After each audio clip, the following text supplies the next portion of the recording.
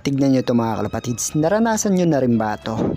Yung napakaganda ng pinakita niya sa mga training namin na kada ihagis nga namin siya halos hindi na siya umiikot, dumediretso agad pa uwi. Pero nung sinalin na nga namin siya sa pooling, ganito na nga ang nangyari. Nirelease yung mga ibon namin sa tulugtog ng 6:35 ng umaga at nagabang ako bandang 6:50 na sa speed na 1-2. Pero tinamaan na ata ako sa leg dyan kasi cut off na. Wala pa rin siya. Hanep, napakabigat naman talaga ng sticker kapag kinabit na sa ring ng kalapati mo. Pero kapag nakatraining lang at walang sticker kala mo sinilihan, umuwi pa ng mabilis.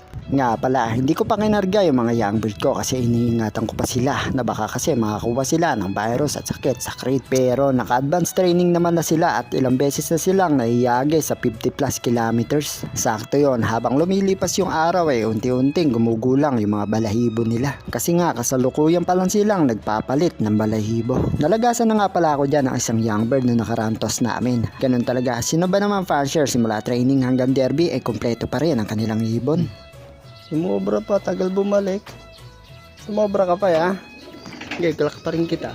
Genesis, ang first bird. Good job. Good job boy. Genesis, first bird. Rock pa rin natin yan kahit na ba. Cut-off na yata. Sumobra, tapos ang tagal bumalik. Galing pa siyang south.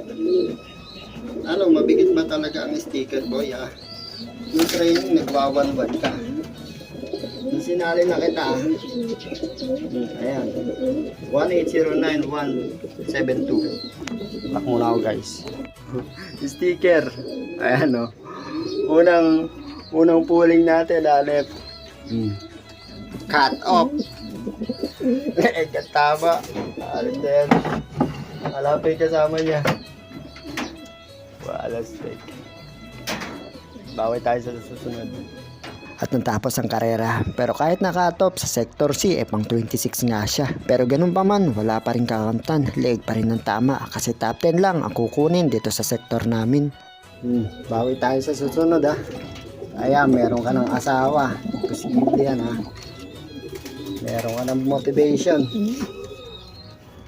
Yan, nagparis agad.